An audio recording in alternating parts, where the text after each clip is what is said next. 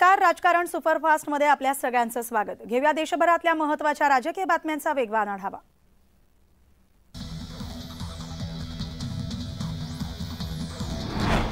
सुधाकर बडगुजर यांनी मुंबई बॉम्बस्फोटाचा आरोपी सलीम कुत्ता सोबत पार्टी केल्याचा आरोप भाजप आमदार नितेश राणे यांनी केलाय।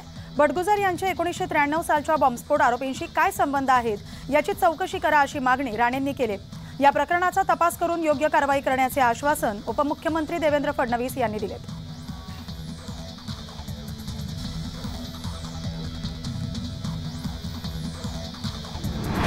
सुधाकर बडगुजरांवर आमदार नितेश राणे यांनी गंभीर आरोप केलेले आहेत। बडगुजरांचे सलीम कुत्ताशी संबंध असल्याचे आरोप नितेश राणे यांनी केलेत। सलीम कुत्ता हा मुंबई बॉम्बस्फोट खटल्यातला प्रमुख आरोपी आहे, तसंच कुख्यात इब्राहिम कासकरचा सहकारीही आहे।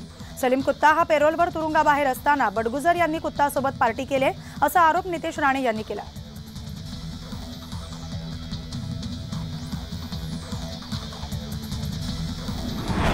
सुधाकर बडगुजर यांच्या विरोधात शिवसेना आक्रमक झाले। पाकिस्तानच्या झेंड्यावर सुधाकर बडगुजर यांचा प्रतिकात्मक फोटो लावून देशद्रोही देशद्रोही बडगुजर देशद्रोही अशा घोषणा देण्यात आल्या।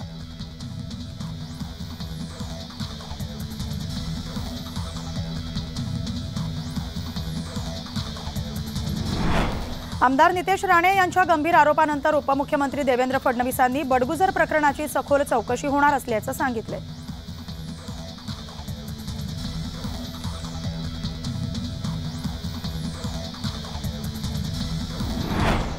सुधाकर बडगुजर यांचा निकटवर्तीय पवन मटाले याला नाशिक पोलिसांनी ताब्यात घेतलेले आहे। नाशिक क्राइम ब्रांच युनिटने मटाले याला चौकशीसाठी ताब्यात घेतले। पुढील चौकशी आता सुरू केलेली आहे।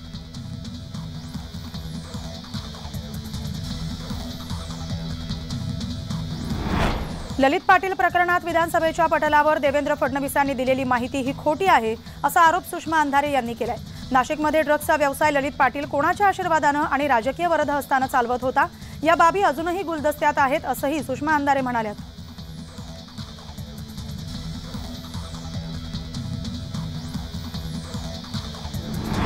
विधानसभेत सुधाकर बडगुजरांचा फोटो दाखवून त्यांचा दहशतवाद्यांशी संबंध असल्याचा आरोप केलाय।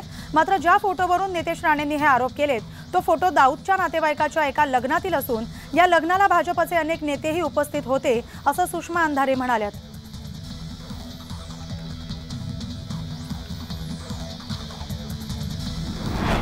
आमदार अपात्रता प्रकरणी विधिमंडळाकडून सर्वोच्च न्यायालयात 3 आठवड्यांची वाढीव वेळ मागण्यात आली होती। त्यावर सर्वोच्च न्यायालयाने या प्रकरणाच्या सुनावणीसाठी 10 जानेवारीपर्यंत निकाल देण्याचे आदेश विधानसभा अध्यक्ष राहुल नार्वेकर यांना दिलेत।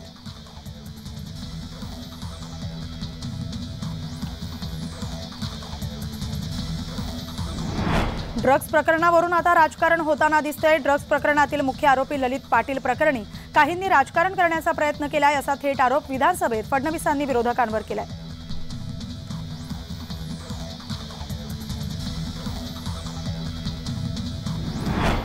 मुख्यमंत्री उपमुख्यमंत्री सभागृहात गैरहजर राहिल्याने सरकारकडून जनतेची थट्टा सुरू असल्याचं आदित्य म्हणालेत। शिंदेंना शपथविधीला हजर राहण्याचे आदेश देण्यात आले होते असं म्हणत मुख्यमंत्र्यांच्या राजस्थान दौऱ्यावरून आदित्य यांनी टीका केली।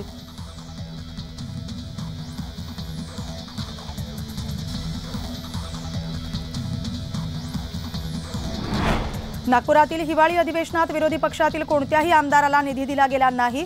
सत्ताधाऱ्यांकडून निधी वाटपात भेदभाव करण्यात आलाय अशी टीका विरोधी पक्षनेते अंबादास दानवे यांनी केली।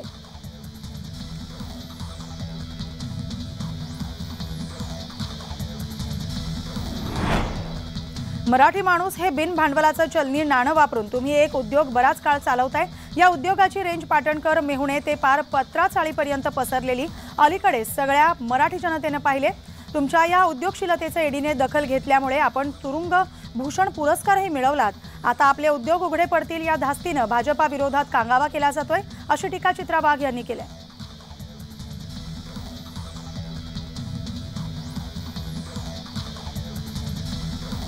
मुंबईत गृहनिर्माण आणि सहकार परिषद झाली होती। त्यावेळी आमदारांनी आणि सदस्यांनी म्हाडाच्या 56 वसाहतींना जो सेवा शुल्क दंड भरावा लागतोय तो माफ करावा अशी मागणी केली होती। त्यानंतर आता हे वाढीव शुल्क माफ करण्याचा निर्णय घेण्यात आलाय। मुख्यमंत्री आणि उपमुख्यमंत्र्यांनी या संदर्भात आश्वासन दिलं होतं।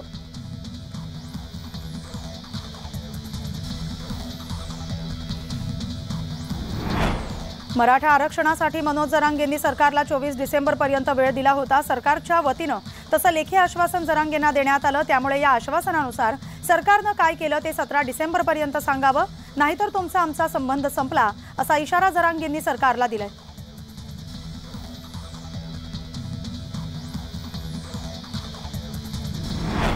राज्यात मराठा आरक्षणाचा मुद्दा गाजत असून ओबीसींच्या वतीनं मंत्री छगन भुजबळ हे आता मैदानात उतरलेत। मात्र भुजबळांचा वापर करून अजित पवारांना संपवण्याचा डाव उपमुख्यमंत्री देवेंद्र फडणवीस रचत असल्याचा गंभीर आरोप मनोज जरांगे यांनी केलाय।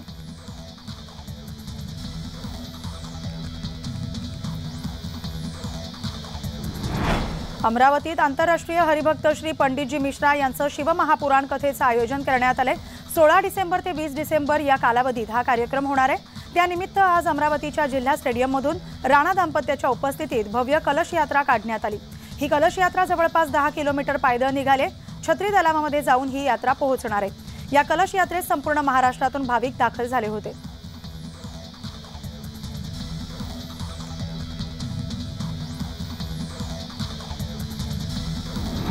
भाजपाचं बैठकीचं सत्र सुरू झालंय। आगामी लोकसभा निवडणुकांच्या पार्श्वभूमीवर शनिवारी महत्त्वाची बैठक बोलावण्यात आली। प्रदेशाध्यक्ष चंद्रशेखर बावनकुळे यांच्या कोराडी गावात ही बैठक होणार आहे। या बैठकीत लोकसभेच्या तयारीचा आढावा घेतला जाणार आहे।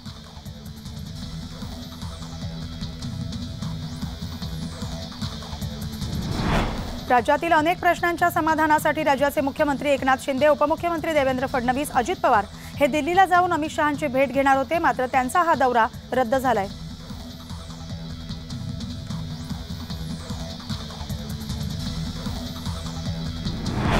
सध्या महाराष्ट्रात मराठा आणि ओबीसी समाजात आरक्षणावरून वातावरण तापलेलं दिसतंय। ओबीसी समाज आता आक्रमक होतोय। मनोज जरांगे यांनी मराठ्यांना ओबीसीमधून आरक्षण देण्याची मागणी लावून धरली। त्यानंतर ओबीसी समाज याला विरोध व्यक्त करतोय। यासाठी 17 डिसेंबर रोजी भिवंडीत ओबीसी एल्गार मेळाव्याचं आयोजन करण्यात आले।